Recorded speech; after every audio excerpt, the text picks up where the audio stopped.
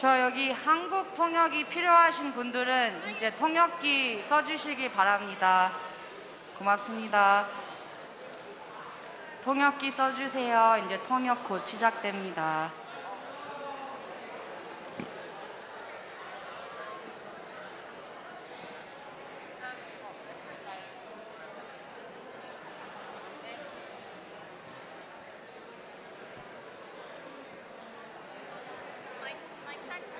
Mic check. Check, check.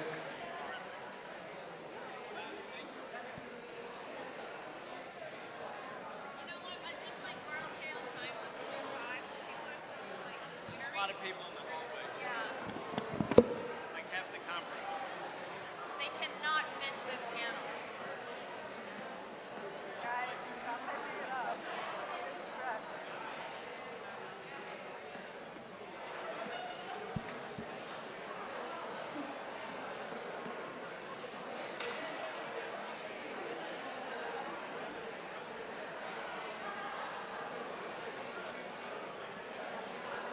Do you guys need anything? Pen? You have water bottle? I could use a pen. Okay.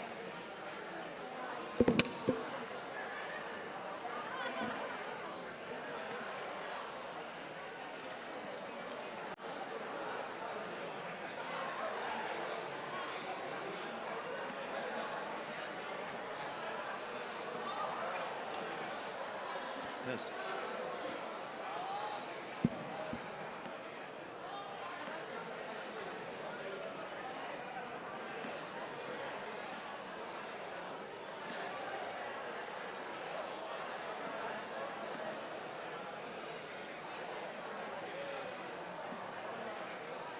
There's still seats in the front row. We're going to get started in about 4 minutes. As folks are coming in, there's still seats in the front row, so please fill in the front before you sit in the back. Thank you.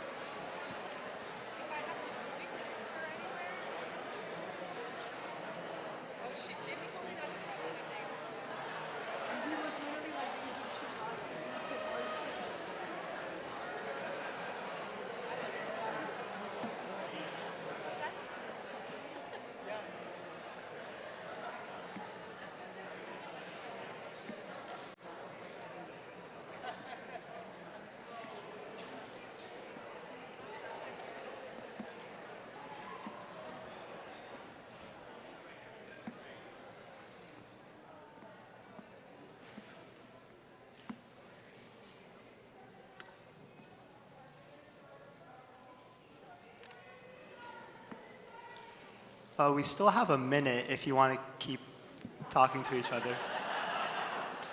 Thank you for being so prompt in your quieting down. I appreciate it. But I'll let you know. I'll let you know.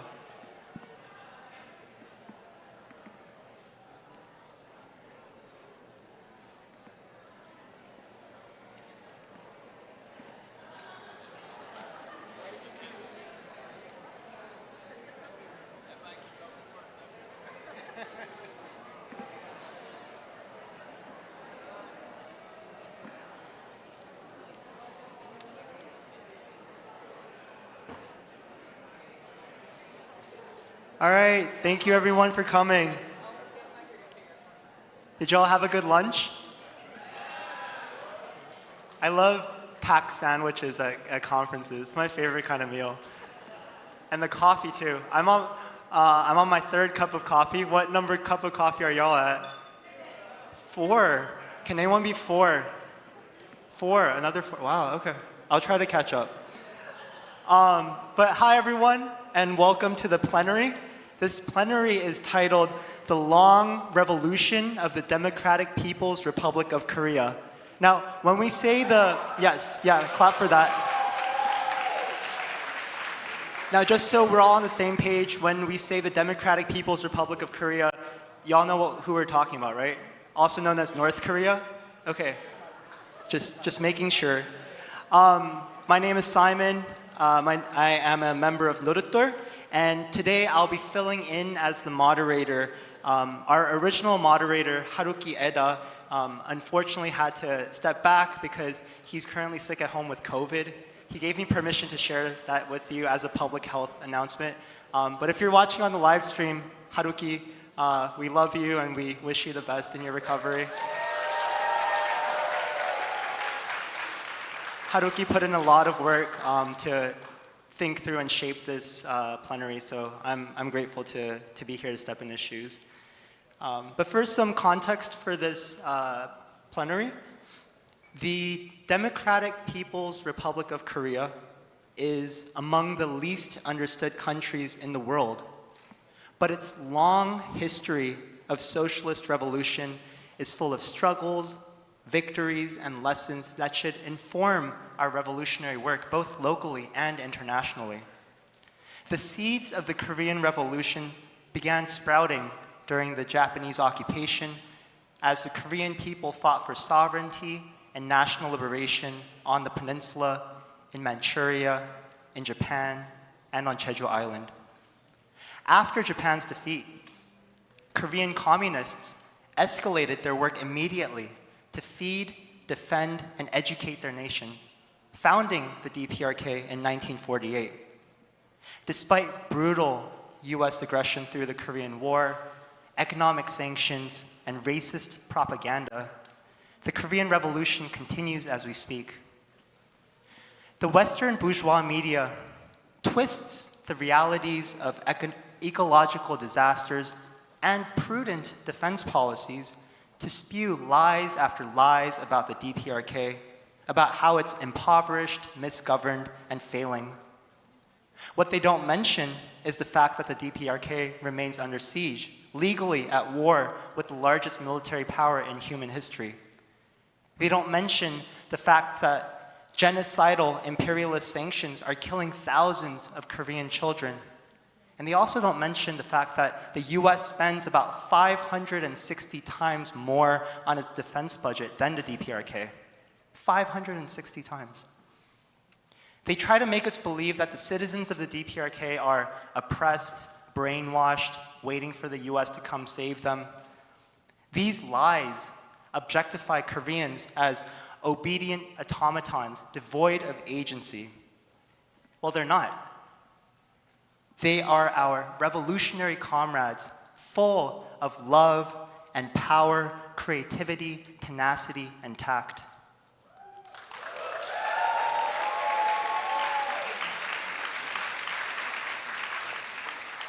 In our struggle for Korea's sovereignty and national liberation, it is urgent that we must develop razor-sharp analyses of the DPRK as a guiding light for the international socialist revolution. We will not pretend that the Korean Revolution has been perfect or easy. However, succumbing to imperialist lies will not enable us to analyze external conditions of US imperialism or internal contradictions of the DPRK. So with this urgency for truthful scientific knowledge of the DPRK, the purpose of this panel is twofold. And you can tell that Haruki is a professor because he developed learning objectives for this plenary. But first, we are here to prepare our movement to challenge US impunity in the event of escalation towards war in Korea. And secondly, we are here to win the battle of ideas being manufactured against those building socialism. In other words, we hope that this plenary will immediately equip you in advocating for the DPRK's fight against US imperialism. To achieve these goals, we are joined by 3 panelists who have some of the deepest insights into the DPRK's fight and socialist construction, based not only on research, but also first-hand experiences of visiting the country. First, we will hear from Betsy Yoon. Betsy is a Moderator member and librarian. Betsy is a co-steward of Moderator's archives, has led 3 delegations to North Korea through Moderator's Korea Education and Exposure Program, or KEEP, and is a member of the Fight to Win Caucus and the International Committee of the Faculty and Staff Union of the City University of New York. She will speak on what we can learn from the DPRK's ongoing revolution based on both history and her personal experiences in the DPRK. Secondly, we will hear from Mo Taylor. Mo is a historian and community organizer based in Ottawa, Canada. He is the author of 2 books and numerous articles on DPRK Latin America relations, the role of the DPRK in global South solidarity, and issues of agriculture, farm mechanization, and food security on the Korean Peninsula. He will tell us about the DPRK's history of solidarity with Latin America and the global South, including Cuba. And finally, we have Brian Becker. Brian is the National Director of the Answer Coalition and the founding member of the Party for Socialism and Liberation. He hosts a podcast and video show on Breakthrough News. And in 2001, he was the co-director of the International Tribunal on US War Crimes in Korea, which presented testimony from survivors from South Korea, the DPRK, and overseas Koreans. He will share insights into the current conditions of the country and the ways towards peace. After hearing from these exciting panelists, I have the privilege of guiding a discussion with a few questions to draw out themes and connect back to broader struggles. But without further ado, please join me in welcoming our first speaker, Betsy Yoon.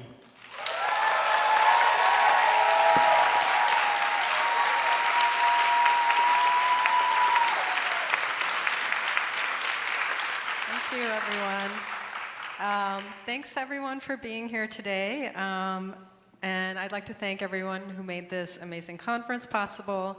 And I wanted to say that it's both a privilege and a breath of fresh air to be able to talk about North Korea with dedicated anti-imperialists who are committed to building a life-giving future.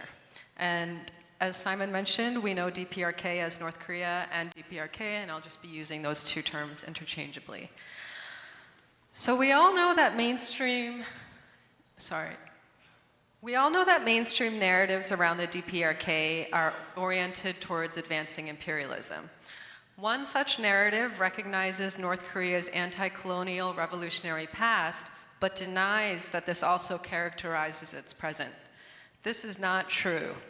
I am going to discuss how North Korea's ongoing revolution shows up in its past and present through 2 themes. Number 1, its steadfast commitment to its people, and number 2, its clear-eyed embrace of the revolution as a long-term project.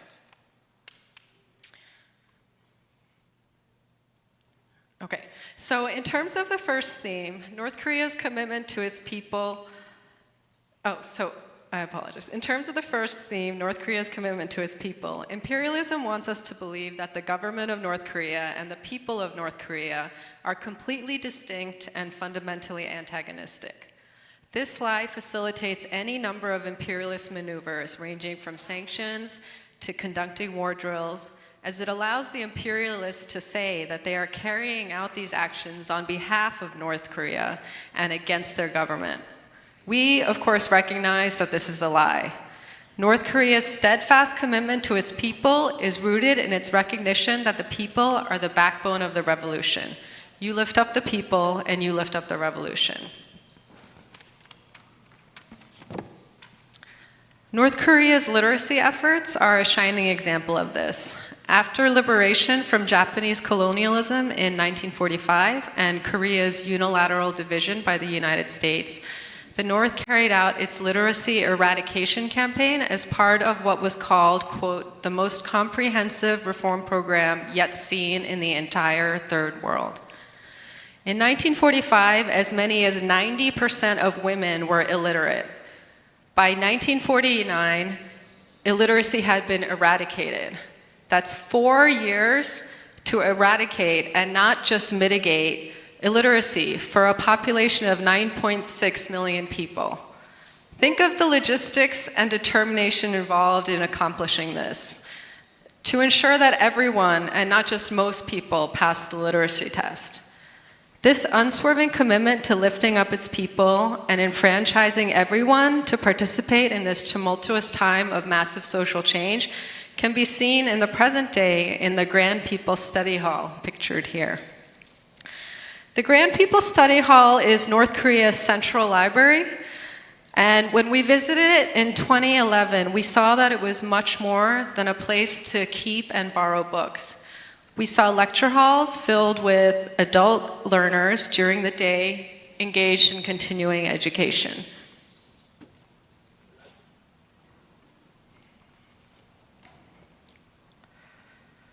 I emphasize the daytime because they were there to learn and then to bring their learnings back to their jobs. They weren't there because they had been made obsolete or redundant in their positions and needed to learn a new field of work, and they didn't have to engage in continuing education at night after the workday. They were there in their capacity as workers arranged through their workplaces. This kind of alignment between one's personal development and your identity as a worker is incredibly inspiring to me, especially coming from my experience as an academic librarian. Under capitalism, the most we can do in our individual roles is to try to inspire and motivate people to engage in such lifelong learning of their own accord and to persist in the face of barrier after barrier. In their illiteracy campaign and the Grand People's Study Hall, North Korea demonstrates the truth that these barriers are artificial.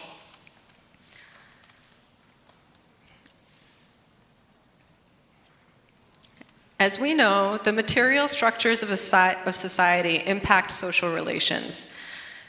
The structural commitment to cultivating the people and recognition of the fact that the people are the backbone of the revolution, apparent in the library's role as a space for educating workers, was likewise felt in everyday social relations.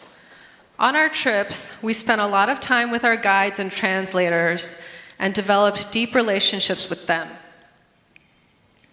And part of the territory is almost always some sort of exchange about our personal lives through stories and pictures.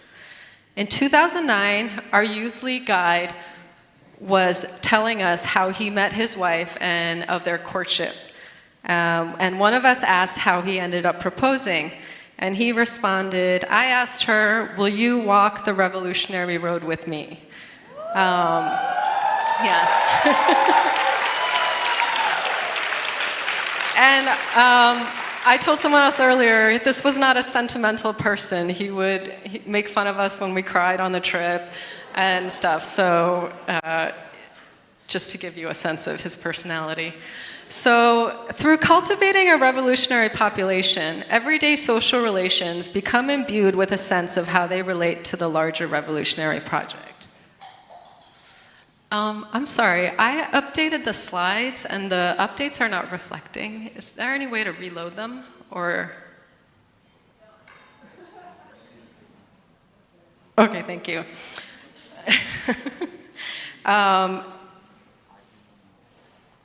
Yes, everyday social relations. The revolution is not something you do during the day and escape from at home, but is instead woven into the fabric of society. Love is part of the revolution. Our second theme, the long-term and ongoing nature of the revolution, is deeply connected to the first, the people who are the backbone of the revolution. So after the devastation of the Korean War, North Korea had to rebuild. To highlight the scale of destruction, the bombing of North Korea was so extensive, it was the equivalent of more than 4 Hiroshima A bombs worth of ordnance that was dropped on North Korea. And afterwards, a US general commented that there were no more targets in Korea. So they had a massive project ahead of them. In rebuilding, North Korea oriented both their domestic production and their imports toward heavy industry over light industry. Heavy industry refers to things like shipbuilding, steelmaking, large-scale systems that are not oriented towards public consumption, but instead are oriented toward building infrastructure. This was not an easy decision, nor was it foregone. There was intense debate inside North Korea at the time, as well as pressure from the DPRK's trading partners to address serious shortages through light industry. Light industry is things like consumer goods, textiles, and so on. It would have been a far easier solution to address immediate shortages with immediate solutions, but North Korea took a long-term view. They recognized that the mechanisms of subjugation under imperialism, and despite the existence of a socialist trading bloc, they saw that short-term and immediate deprivation was required in order to be sustainable in the long term. An economist from North Korea said of that period, "When we make more farming machines, we produce more rice. When we make building equipment, we produce many more houses. And with vessels, we can catch more fish." There was a collective decision made at the time to sacrifice immediate needs in order to build the necessary foundation for independent development. Another example of long-term thinking from more recent years is the DPRK's response to the COVID-19 pandemic. They were the first to close their borders to international travel and curtailed nearly all trade with China, their main trading partner. The North Korean commentariat saw this as an overreaction, believing that the trade-offs of incurring economic losses to keep the pandemic at bay was an irrational decision. However, in reality, the DPRK's strong measures in this regard were a recognition of the material reality that they were facing. Such drastic measures were necessary in order to protect the people. This is, again, an expression of the long-term view over short-term gains and the willingness to make short-term sacrifices, in this case, economic loss, for long-term gains, in this case, a healthy population. Again, if you protect the people, you protect the revolution. The DPRK also demonstrates long-term thinking through its commitment to documenting and narrating the revolution. Everyday sites of production, such as factories and farms, activated both the past and the future through the display of archival materials and photos to commemorate when these sites were first established, notable visits or commendations from leadership, and the contribution of the facility to the nation-building project. This is one such display at a food factory where they show the foodstuffs that they produce and the labels that they made. This practice, in combination with the museums and historical sites we visited, points to a deliberate and political approach to memory production. The past and the future were dialectically embedded within the present, such that everyday people felt empowered to participate in building the future. This board is at a towel factory, and it talks about the contribution of the factory during the hard time of the arduous march. And so these sites and archives, they articulated North Korea's people-centered history and political direction, and they contribute to a collective understanding of the past, present, and future of the Korean people. So what I take away from these two themes, again, the people are the backbone of the revolution, and the revolution is a long-term project, is that first, we need to embody the revolution in our lives. And second, we need to be engaged in long-term thinking and laying the necessary foundations for change.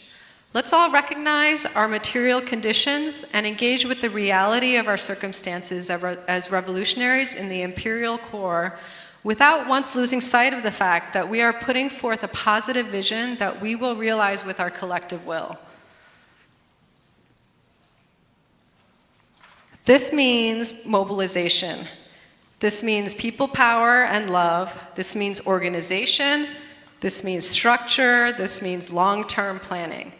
This means balancing the needs and urgency of the current moment with what it takes to realize a revolutionary future. It also means that we need to properly record, archive, and narrate our struggle in order to ensure that the lessons we learn are of use. We are working to build a society that prioritizes people, life, and flourishing over profit, capital, and artificial scarcity. And finally, I want to conclude by reaffirming the fact that our material conditions determine our consciousness.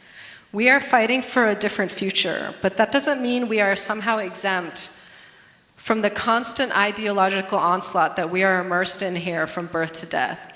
We need solid grounding in revolutionary theory, and we also need regular engagement with societies that are not organized around capital. To share one example of why this is important, in 2013, we were visiting a food production factory, and our hosts were showing us the control room for their CNC machines, seen here.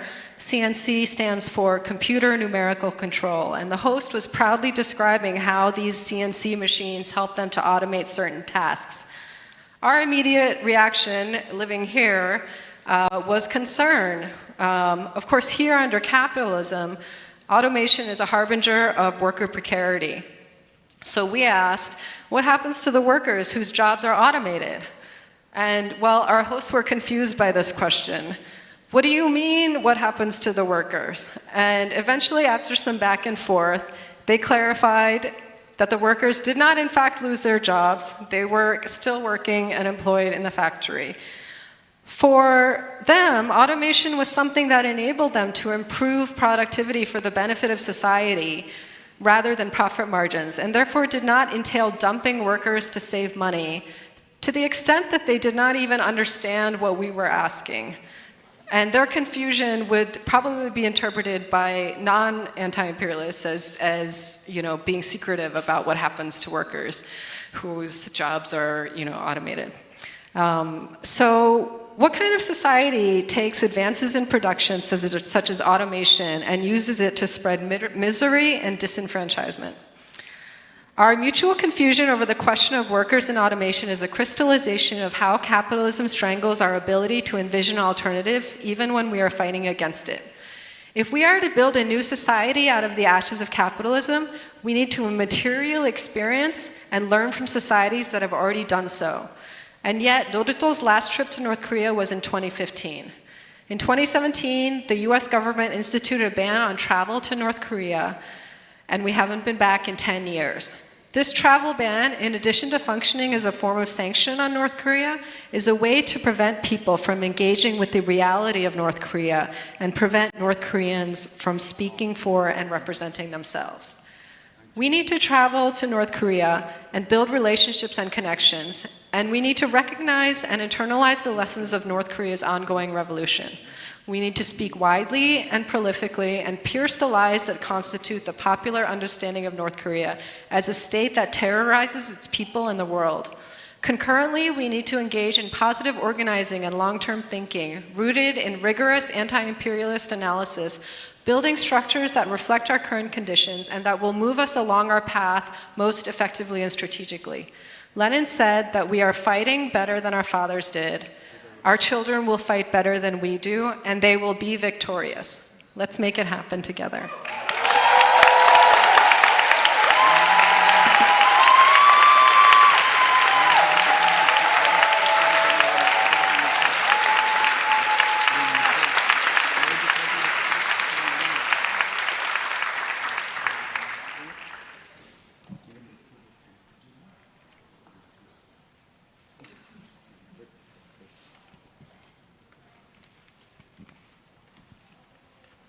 Thank you, Betsy. Thank you, Simon. Thank you, Brian. Thank you all for being here today. That's a hard act to follow. Wow. So I have only visited the DPRK once. That was in 2018. I'd actually previously met North Koreans who lived and worked in Central America. But through these relationships I developed and some work I have done as a historian, I received an invitation to visit in 2018, which was an incredible experience, but that's actually not what I'm here to talk about today. I'm in fact going to be talking a bit about the history of friendship and solidarity between the DPRK and Latin America and the Caribbean. How this history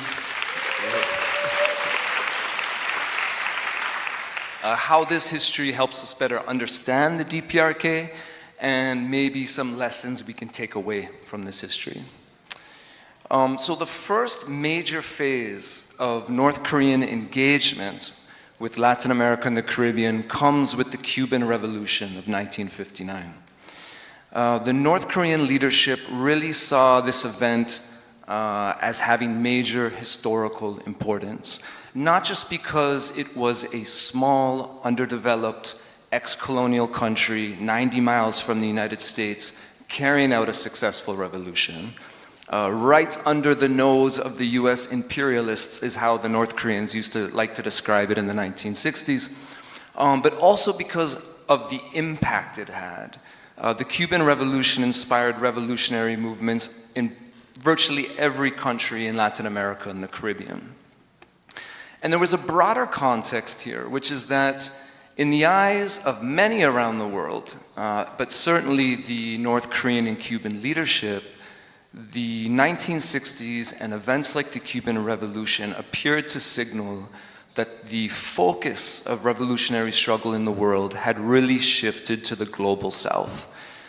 In addition to what was happening in Latin America and the Caribbean, there were militant anti-colonial struggles across Africa, multiple communist-led insurgencies in Southeast Asia. The two biggest communist parties in the world were in Indonesia and India, and there was a revolution in the south of Yemen, which is often forgot today, but was very much being paid close attention to by leftists in the global south in the 1960s. At the same time as this is happening, the US government is intervening, sometimes directly, sometimes covertly, militarily, all over the global south, to crush revolutionary movements, to prevent even moderately left-wing governments from taking power, to overthrow governments in power. Of course, the most familiar example to us all is Vietnam, but Guyana, the Dominican Republic, the Congo, Guatemala, the examples are endless.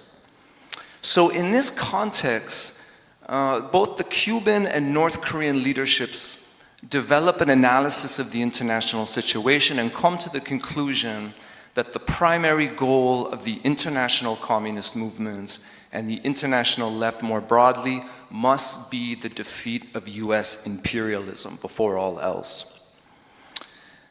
The strategy that they developed to meet this goal was the proliferation, the expansion of armed struggle in the global south.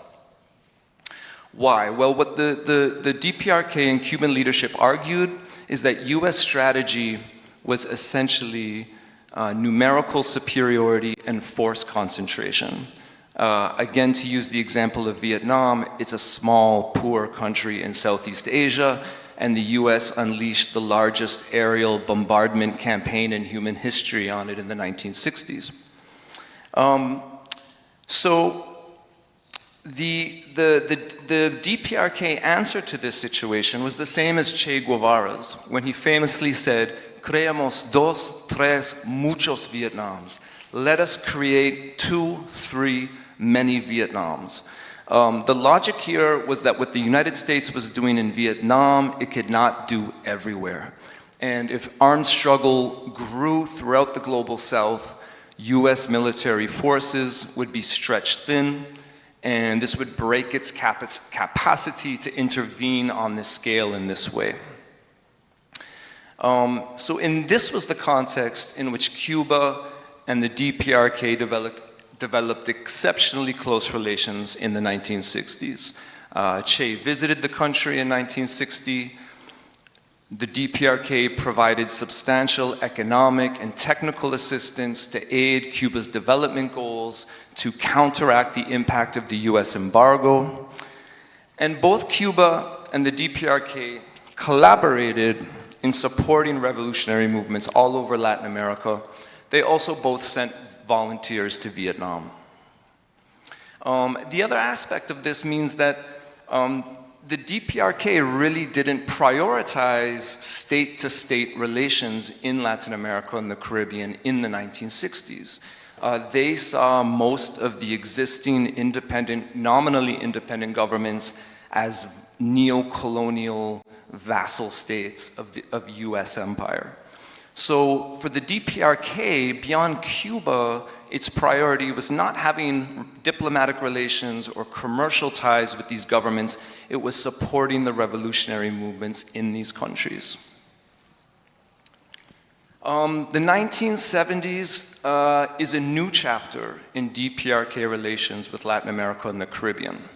And the reason why is because there are major changes in the international geopolitical landscape that inspire pretty substantial shifts in DPRK foreign policy. And in particular, what we see is a move away from what was a very militant line in the 1960s, with some accused of being an ultra-left line, to a foreign policy strategy that was more focused on multilateralism, on peaceful diplomacy, and on state-state relations. So what brought around this shift? Well, by the end of the 1960s and early 1970s, many of the Cuban-inspired armed revolutionary movements in the region had been defeated or seriously weakened in the course of large-scale, brutal, US-funded counterinsurgency operations.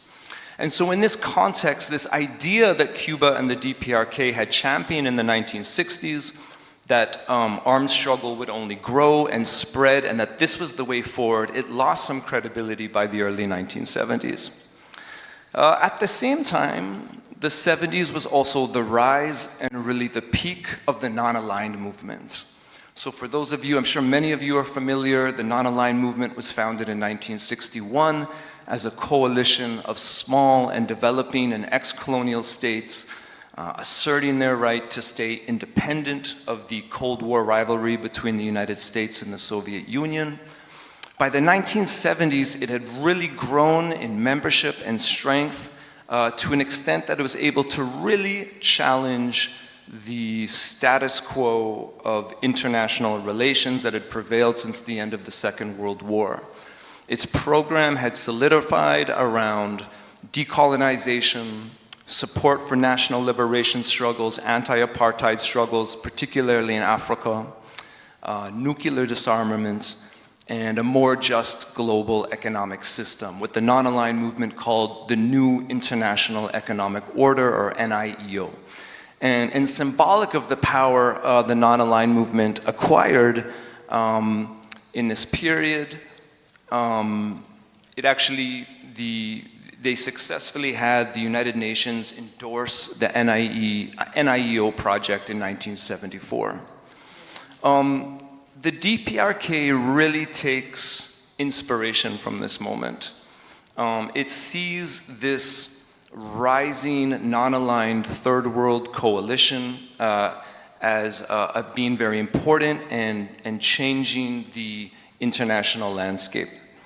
In this context, the DPRK develops an analysis of the international situation, which is that the primary contradiction, so to speak, in the world has become not that between the socialist and the capitalist camps, not the conflict between the bourgeoisie and the proletariat, but rather a conflict between a universal yearning for national autonomy versus imperialism.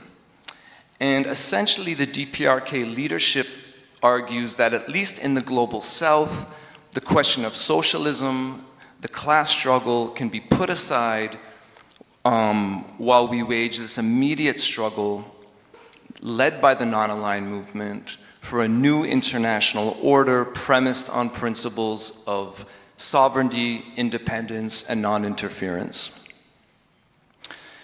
So in line with this, we see a shift in DPRK foreign policy away from supporting revolutionary movements from below and a greater focus on building constructive relationships with governments in the global south.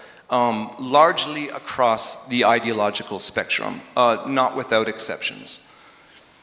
The DPRK becomes an outspoken advocate of non-alignment and third world solidarity, and in particular, the concept of South-South cooperation. South-South cooperation, as defined by the DPRK leadership, is merely the principle that developing countries can overcome what they may lack individually in terms of technology and resources by pooling their resources together, by cooperating and trading amongst themselves on a fraternal basis in a spirit of solidarity. And the DPRK's greatest contribution to this project of South-South cooperation was its tractors. The DPRK has produced a very cool little 28 horsepower tractor, mass-produced these since the late 1950s. And in the 70s and 80s, the DPRK actually gifted thousands of these tractors to its new friends in Latin America, Africa, Southeast Asia, etc.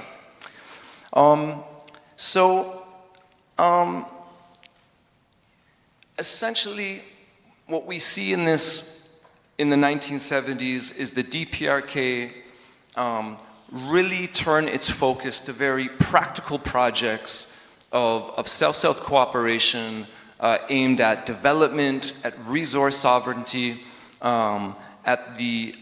really focused on this idea that developing countries can, for the time moment, put ideological differences aside and find common cause in this union of a more just international order, a more just economic system, a more just system of global trade. I think just as a way of kind of wrapping up, there's a lot of lessons we can take away from this, but I think in particular it reminds us that the DPRK is not a monolith. The DPRK is always changing. The DPRK of today is not the same place it was 10 years ago or 20 years ago or 30 years ago. And of course, this would not be controversial to say about any other country in the world, but we do have to counter the opposite narrative when we speak of the DPRK, unfortunately. The DPRK, like any country, has its internal contradictions. There are inevitably differences of opinion, conflicts of interest within the party, within what we might call the ruling stratum. The DPRK's trajectory is not set in stone. The leadership is faced with decisions, it's faced with options, and what options it pursues, both in the immediate and in terms of long-term strategy, will inevitably be shaped by external threats and external opportunities. So I think that's about my time, so I'm going to leave it there, and thank you very much.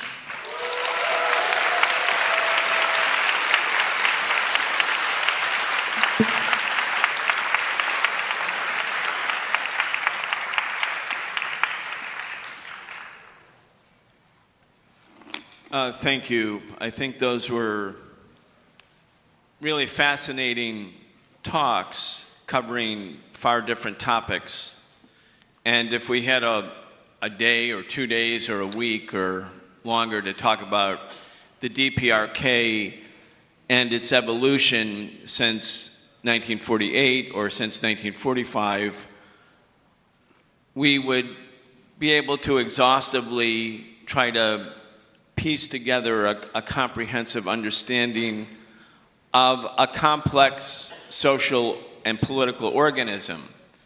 One of the problems that we face in the United States is the nonstop demonization in caricaturing of the DPRK, so that if you say anything like, let's end the Korean War and have a peace treaty, the US government will say, well, look, you're echoing DPRK talking points. You must be an agent of the DPRK. Are you registered with the Justice Department as a foreign agent? I'm not saying that sort of hyperbolically. That's actually what's happening right now. Even this conference is being smeared by right-wing anti-communist media. And by right-wing, I would include CNN, MSNBC, and all of the Democratic Party aligned media. But the reality is that the DPRK is a complex political and social organism. And I think it's so, I really like the fact that you, Mo, talked about Cuba and North Korea. And, you know, I was just thinking as I was listening to you, today is July 26th. And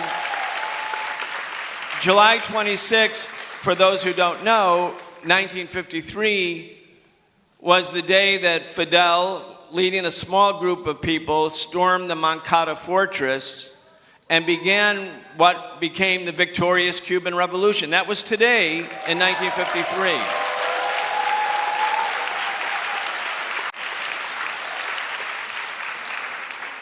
And the very next day, July 27th, 1953, the very next day,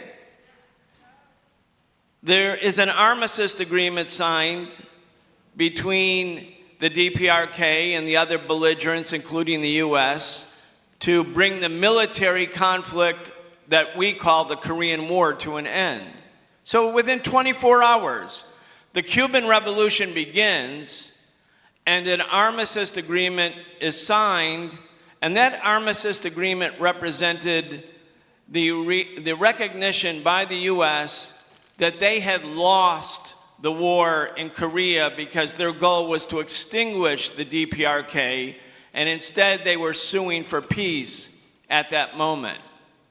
Now, there's one important fact about the armistice agreement in 1953 that I want to bring to everyone's attention, is that in May 1953, according to documents that were released 30 years later, the Joint Chiefs of Staff of the Pentagon, all of them, unanimously agreed that they would begin dropping nuclear bombs on North Korea and on China unless both sides came and signed an armistice agreement.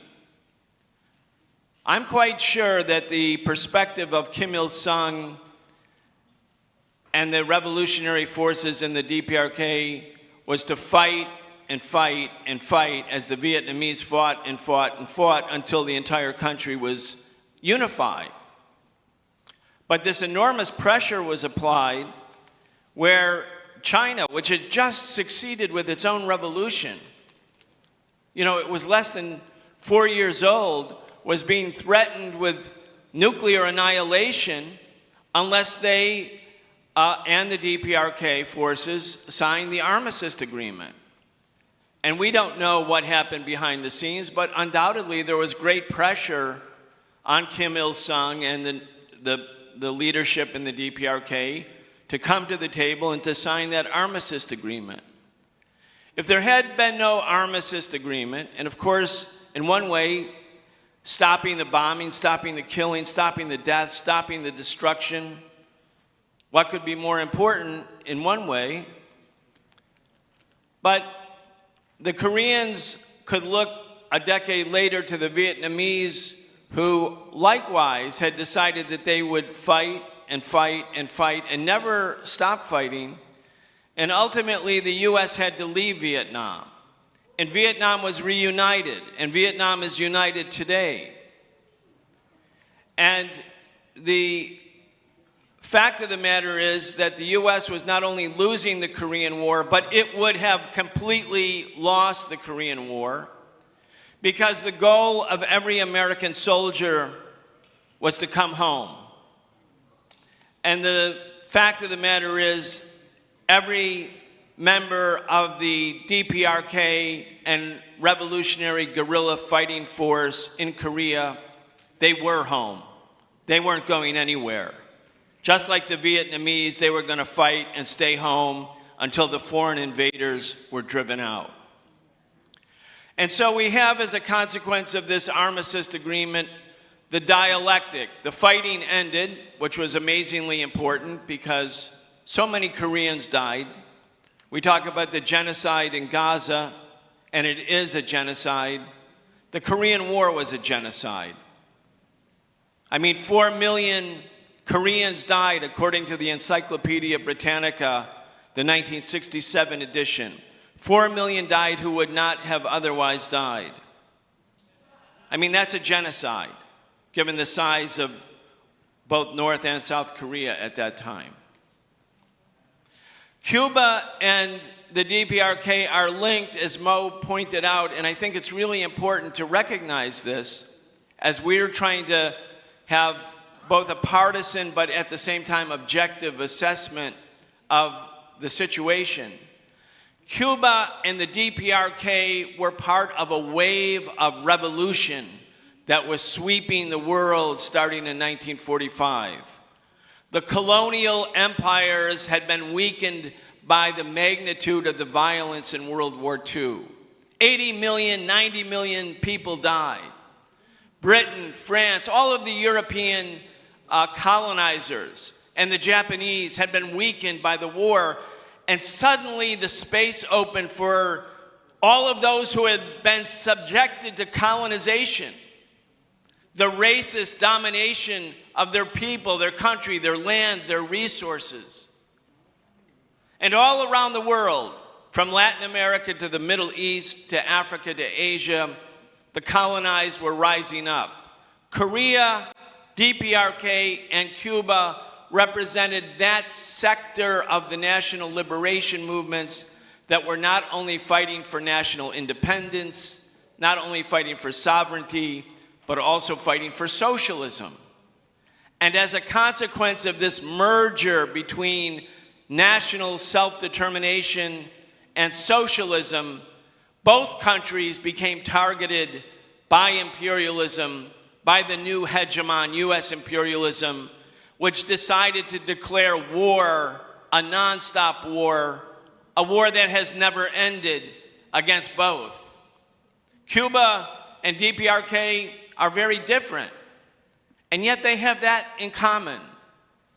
They are countries of what we call today the global south, what was called the third world, what was called the colonized world, who rose up, demanded freedom, fought with guns in hand to win that freedom, but also recognized that real freedom, not simply formal equality, required that their country take a socialist path so that the land, labor, and resources could be completely independent from imperialism.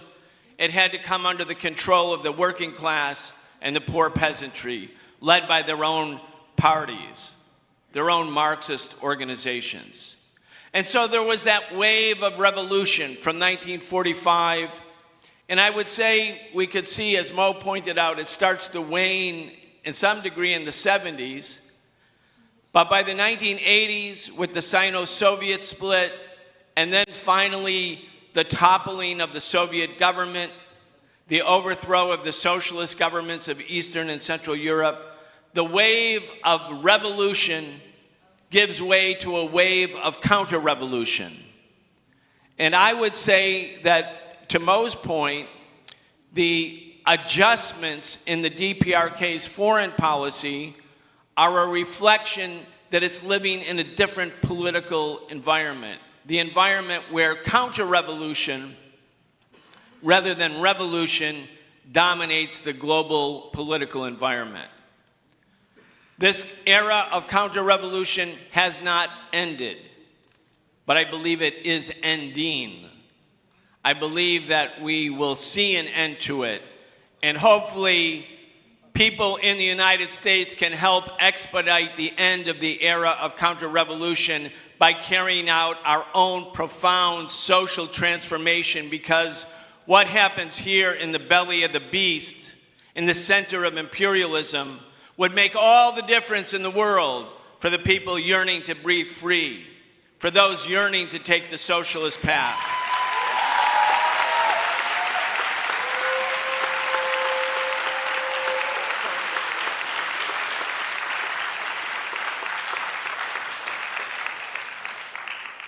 I want to talk about how the DPRK has functioned inside this era of counter-revolution, somewhat similar to the other comments of Mo. And Betsy's point is also, and points are so important, because even in this era, the DPRK, through its own innovations, its own creativity, its 3 minutes left. Thank you.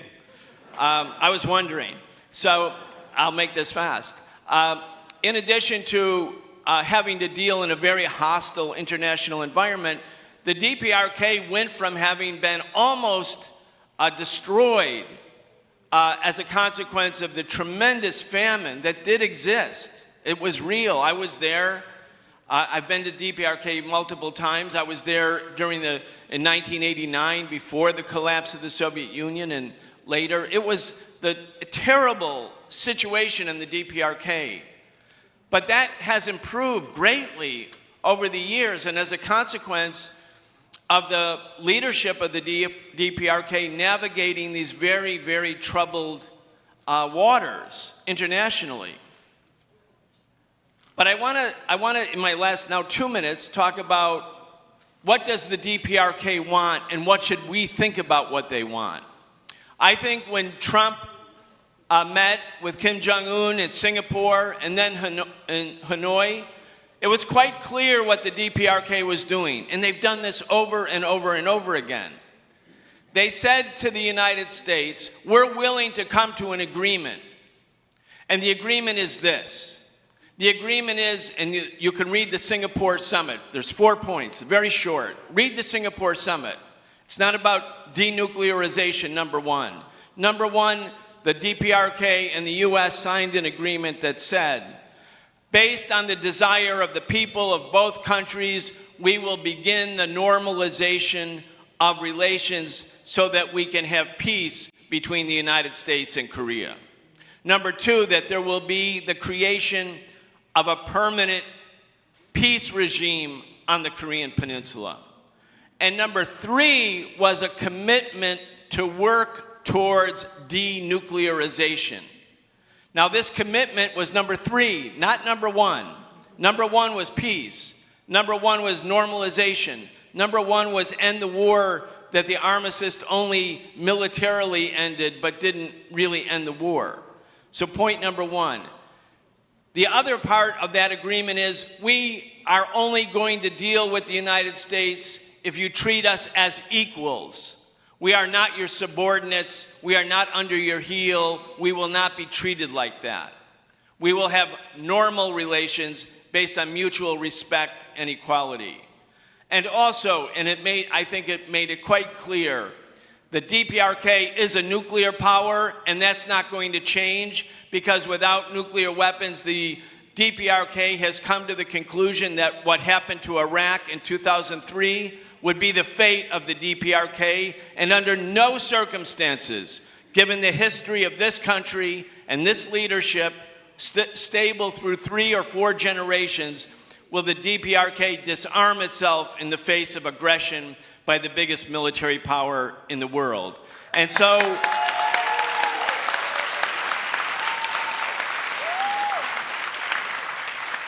there was an insistence that the DPRK not only has an agreement with the United States, but its core element of self-defense will never be surrendered. And I think that's really important for people here. I think in our discussion, we're going to talk about what does our movement do about the DPRK. One, we have to tell the truth, like Betsy is telling us, and that's why the US doesn't want people to go to Korea, because they don't want people to see for themselves what life is like in the DPRK. Secondly, We have to be able to fight against the caricaturing, the demonization, the stereotyping. And third, we have to say to the people in the United States, the real danger of nuclear war in the world is not the DPRK, whose national budget is equivalent to the police department budget of New York City.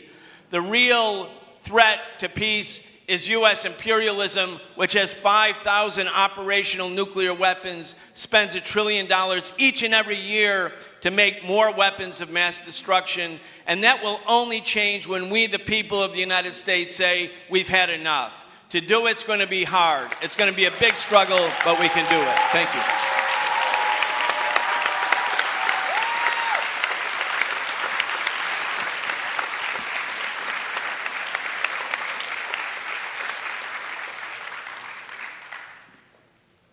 I'm so excited to be sitting right here. I got a great view of this amazing panel. Can we give it up for our panelists one more time?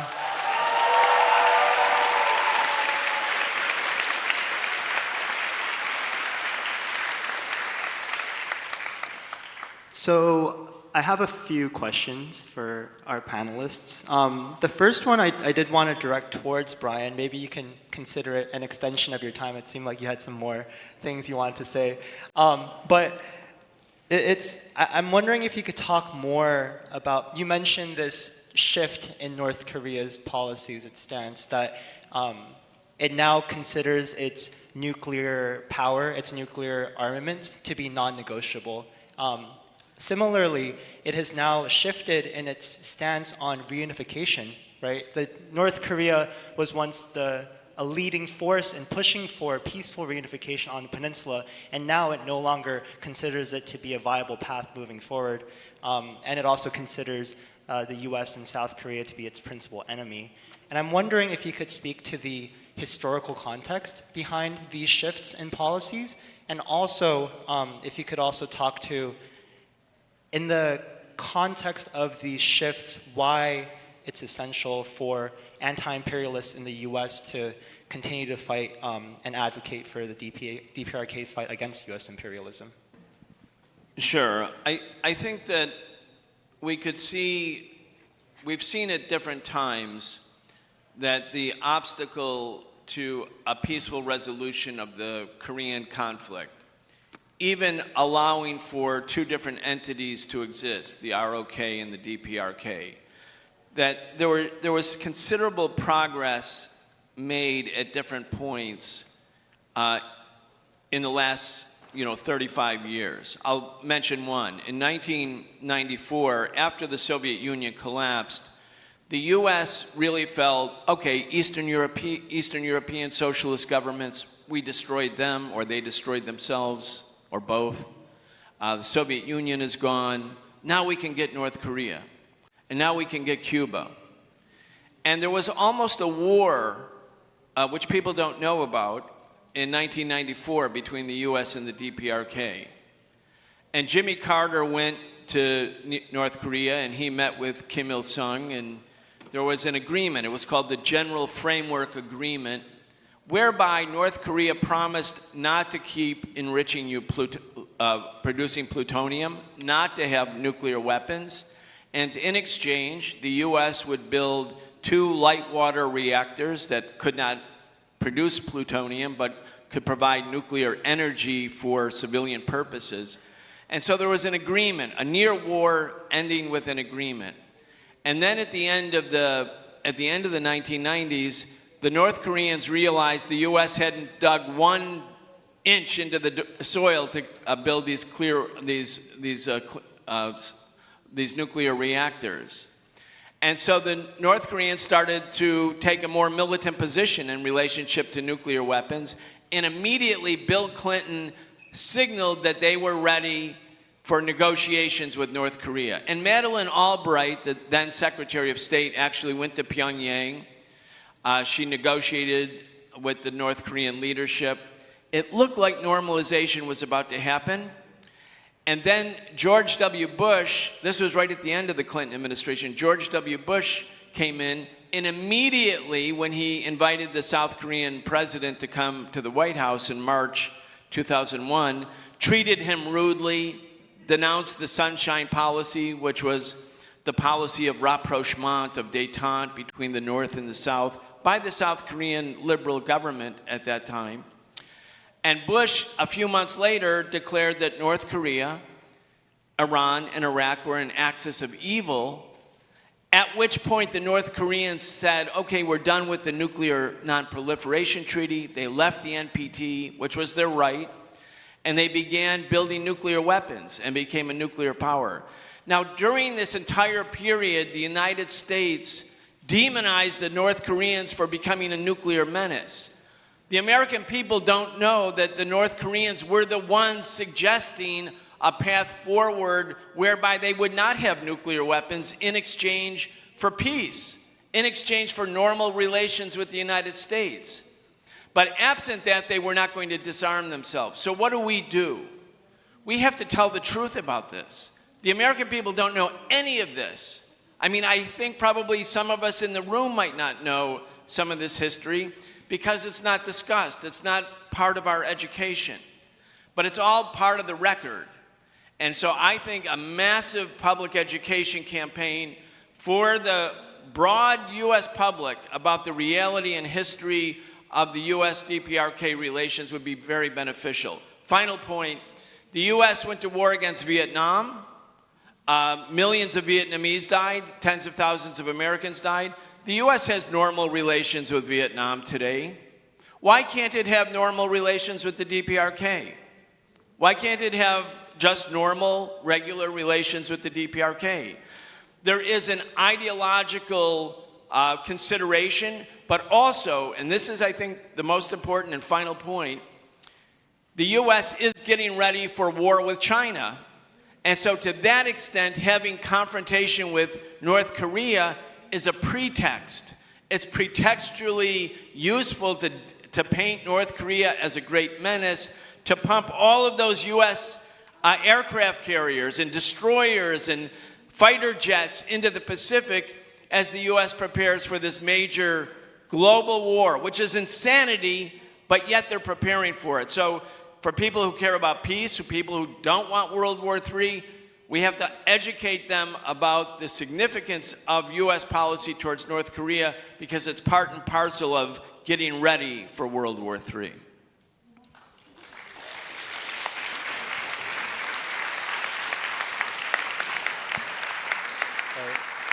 Hello? Yeah. I think this is a point that we often bring up in the events that we organize, is that in terms of the spectrum that we should have in terms of our perspective of North Korea, the lowest end of the spectrum should really be that everyone views North Korea as a logical, rational actor. And that's nowhere close to where public consciousness is with regards to North Korea, right? Every time news comes up of like North Korea very rationally and logically, after decades of attempted diplomacy and failed promises on the side of the U.S., they back out from negotiations, or they declare themselves to be like, okay, you're not engaging with us, so now this is non-negotiable. The U.S. media latches onto that and adds to this narrative that, look, the DPRK are a bunch of irrational, war-hungry demons, and they deserve to be slaughtered. And that then manufactures consent for ongoing militarization of South Korea to point towards China, right? So thank you, Brian, for adding clarity and context to that. I'm wondering if our other panelists would like to address that question as well. I just wanted to add that not only did the U.S. have no intention of following through on the light water reactor promise, but they were actively waiting, they were actively banking on the fact that North Korea was in a precarious situation at the time and were hoping for its collapse. So they never had any intention of engaging in these agreements in good faith at all. Devious. All right, well, let's move on to our next question. And maybe I could address this to either Betsy or Ron to take first, but the question is, what has the DPRK's resistance taught other movements about survival, dignity, and sovereignty, and what can it continue to teach? Yeah, so one of the places that was there, the big steel, I don't know the terminology, that big steel oven. At that factory, they make juche steel. Do people know what juche means? I hear some yeses. So juche is self-reliance, and juche steel means that it is steel that they can manufacture in the country without having to rely on imports. And the reason that this is an important ability is because North Korea is one of the most sanctioned countries out there and has been under sanction since its founding, under different entities. And so it doesn't only apply to steel. They have this textile called vinylon. And you might see in in photos of North Koreans, a lot of the people are wearing like a very similar type looking fabric. And the assumption on the part of a lot of people who aren't familiar is that, oh, these are government officials, this is some sort of uniform. But actually, it's vinylon fabric that's able to be created totally domestically without relying on imports. And I think it's interesting that like this symbol of like resilience and survival is interpreted in photos around in the West as like, oh, all these government officials are wearing the same uniform, and these government officials are the ones that we have deemed evil and are oppressing the true North Koreans, who are definitely not these people. So North Korea is full of little adaptations and large-scale adaptations like this. The fabrics, the steel. Also, I'm sorry, I shared this in my workshop yesterday, but the traffic controllers who sit there guiding traffic, are people familiar with the traffic controllers? They're very iconic, they're pictured a lot, and I was really interested in them because to me, they demonstrated a level of creativity and adaptation to a huge problem, which is a lack of reliable electricity. And in the context of a lack of reliable electricity, you can't have working streetlights without the danger of something happening at any moment. And so they implemented this role that is part of the public safety officer group of people. And then they persisted carrying out their everyday duties and surviving within the constraints that, as Mo has pointed out, exist internationally that ultimately really constrain the ways in which they can move forward in certain ways. And so this is another reason why it's important to go and visit, because you can see the way in which these small adaptations and these little creativities come to life. Another small anecdote is at their subway stations and other public areas, they have these newspaper kiosks. So, they might not have the capacity to have like massive newspaper distribution and that goes to every single person in the country, but they want to have an informed populace. And so they have these stands at the station where you can, while you're waiting for your train, just read that day's news. And you do it next to people, you do it collectively. And in the face of paper shortages and things like that, they found a way to still create a way for their populace to be engaged and informed and have a stake in what they're doing and what's going on in the country. And those are like very small adaptations, but they're also very moving to me when I see them.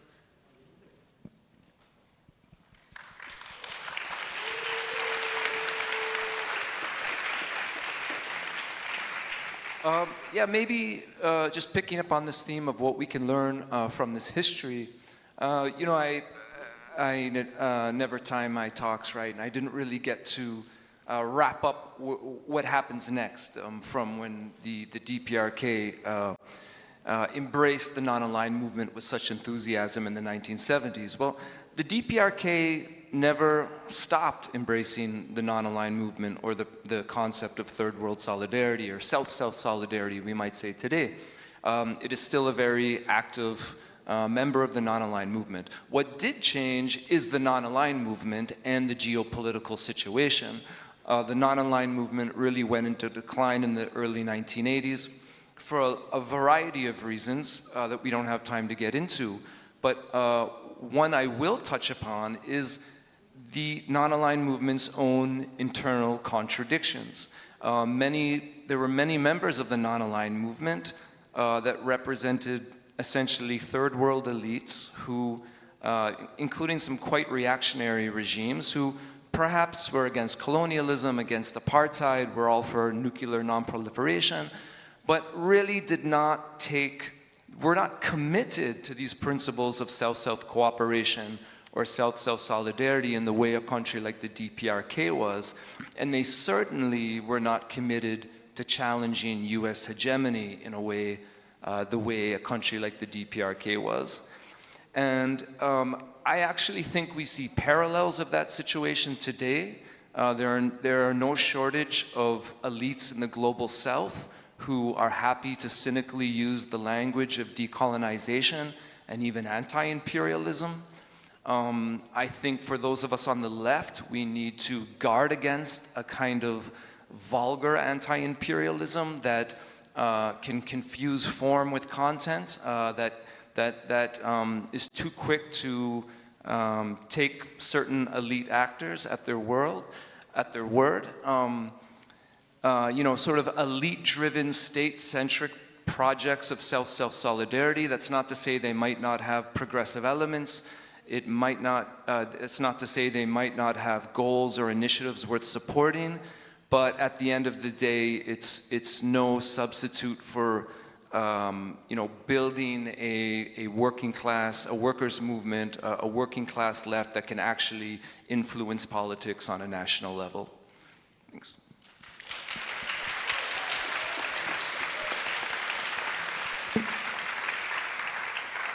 Thank you all. Yeah, I guess just looking at the time, I did want to turn it over to each of you to see if you had any closing statements that you'd like to offer to the audience. One theme that you could potentially touch on is that you've already kind of mentioned, each of you, but what is the core political task for anti-imperialists related to the DPRK? But if there are other things you'd like to address as well, please feel free to do so. Maybe we could go with the original order. Yeah, so the core task, I think, is, the public discourse, we are in a moment of crisis right now. There's a lot of shit happening everywhere. There's horrible things happening, and yet it's essential that we don't lose sight of the fact that we need to build a long-term plan. We need to address and put out fires as they come up, but we can't do that at the expense of building towards something in the future. I feel like I hear a lot about, we can't do this yet because there's this crisis, there's that crisis. And, if the DPRK can survive under sanctions and still, come up with a rural development plan, I feel like we, as those who are living here in the Imperial Core, can put our heads together and figure out how to creatively apply our Juche spirit and figure out how to both handle the crises of the immediate moment that they're throwing at us left and right, while also never forgetting that we need to build what the necessary structures and all the boring logistical stuff that we will need to create for our futures.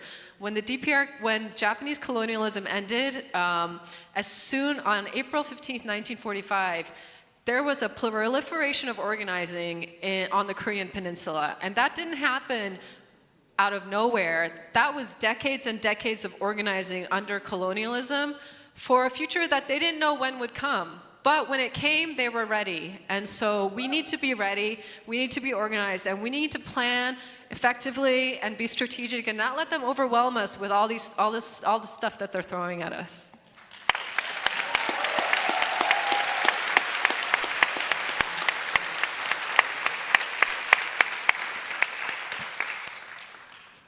I guess I would just add that for those of us in whatever country we might live in who are advocating and pushing for a sensible, for the governments in the countries where we live to have a sensible policy on the DPRK, I think a step in that direction is countering disinformation, in countering the dehumanization of North Koreans.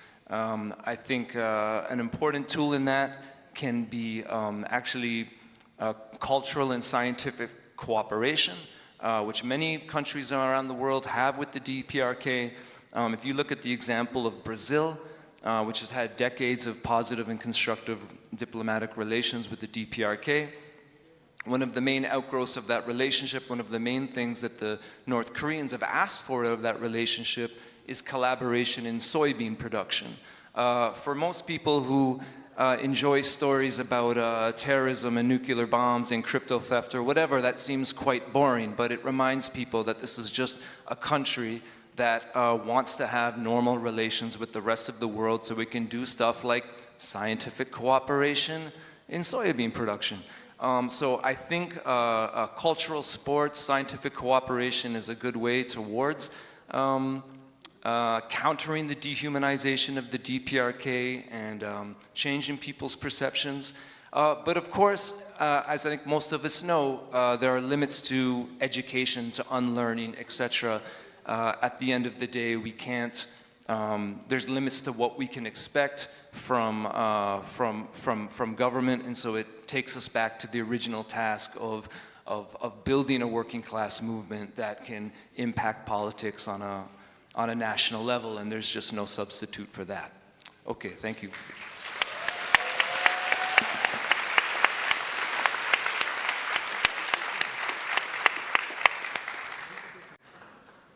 Well, not to be too redundant, but I agree with both of them. I think that, as Betsy pointed out, the bottom line for any movement is, are we organized? And you can't be organized without organization. And as complicated and as hard as organization is, and I'm fully aware of all of that, it's the number one priority. If you're here and you're not in Noda Toll and you think this conference is great, you should try to organize inside of Noda Toll and build it. Because look at how effective this event is. That's because there was an organization. It can't happen without organization.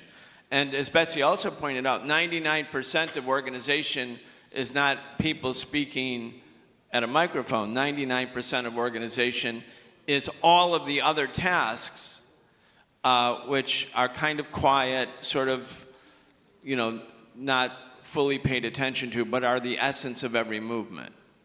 And also, we have to become good at organizing. We should become professional organizers, in the sense, not that because if the right wing hears me, they'll say, oh, see, George Soros is paying everybody to be a professional protester. I mean, like, more in the Leninist concept of the professional revolutionary. And by that, you have to get training. If you want to be a biologist, you can't say, I am a biologist. That requires study and training. Like any profession requires a lot of training. And in order to become really good at organizing, which is the essence of movement building, we have to train ourselves, we have to learn together. But the organization is, in fact, everything. The movements will go up and down. There will be ebbs and flows. Sometimes you can have like massive numbers of people and everybody thinks, wow, this is great, I want to be part of this. But then that movement will go down and people think, oh, we didn't succeed, what was it all about? We're disappointed, we're demoralized. But the organization is the essence of movement building, because between the ebb and the flow, you need a vessel of memory that's learned the lessons of what just came. A lesson that can be generalized. Theory is the generalization of experience. And so the theorizing of organization is the essence of organization. And so I think the most important thing is if you're not in an organization, join it, help it grow strong, become more trained yourself. And it's a collective effort. We are a collective. There is no such thing as an indispensable person, but our organizations are indispensable.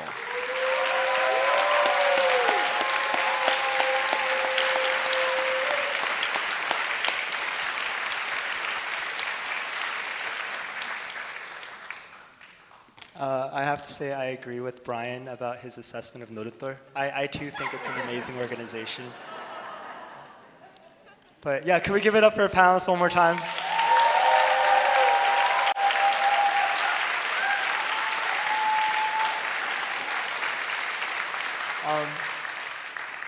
And I think to Betsy's point too about how after decades of colonialism, like as soon as, Japanese colonialism was ended through the end of World War II, people's committees, right, sprouted throughout all of the Korean Peninsula.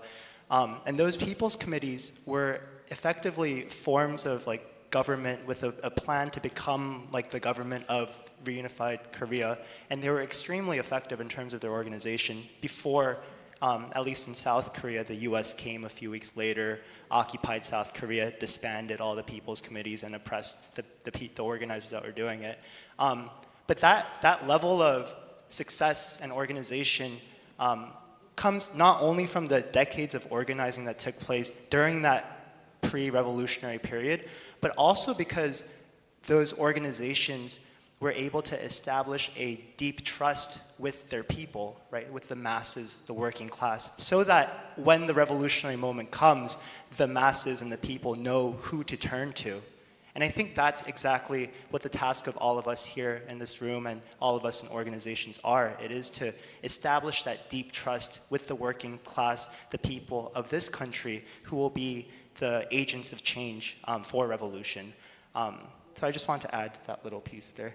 But anyways, I want to thank our panelists, Betsy, Mo, and Brian.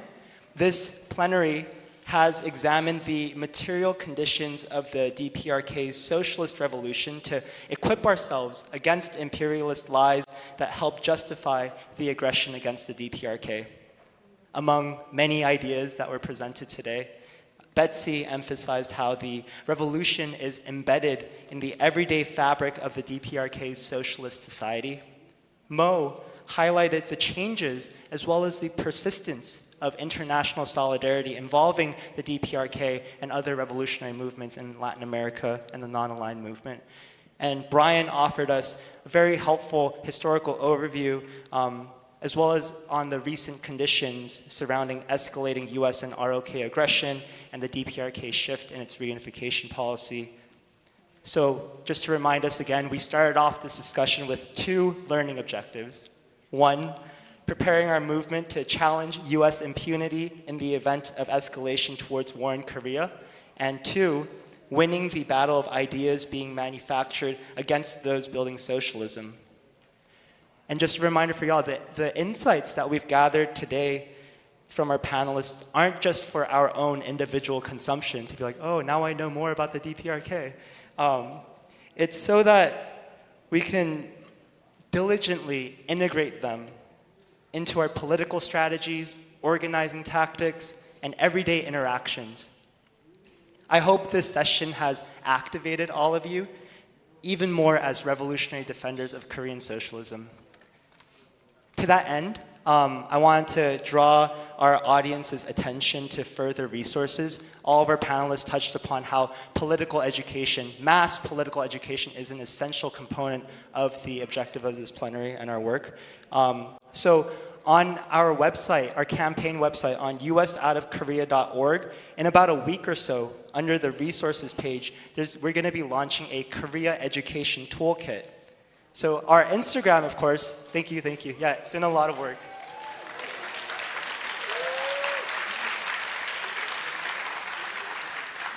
The Instagram also offers a lot of helpful, tidbits. Share it with your friends. But this toolkit will be a list of accessible readings and films for you and your comrades to study more about Korean struggles. Revolutionary knowledge makes you even hungrier for more revolutionary knowledge. And as Betsy eloquently mentioned, we can't just imagine or think our way to liberation, right? We have to do the work. And so I hope and believe that all of us are inspired to escalate our work after the summit. So once again, please join me in thanking our panelists.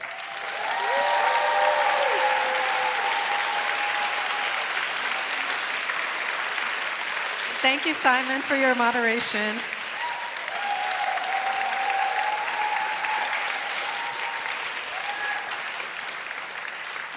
As part of my moderation, I have the privilege of offering some more logistical notes as we transition to the next sessions. One reminder, we're having a closing ceremony. It's gonna be great. Please stick around for it. We're gonna be singing together again. But I want to so orgs that are here, or individuals, if you brought your banners and flags, please bring them to the closing ceremony so that we can show our collective power together, wave them around while we sing. It'll be great. It'll be a lot of fun. And secondly, we are going to be going to workshops that start at 3:15. So please see the workshops that are happening on the screen behind me. Once again, our ushers will be here to guide you to your workshop rooms. Any rooms that say MLK will be upstairs and T is downstairs. So thank you again for coming to this plenary. I hope you had a great time. And yeah, thank you so much. Thank you, everyone.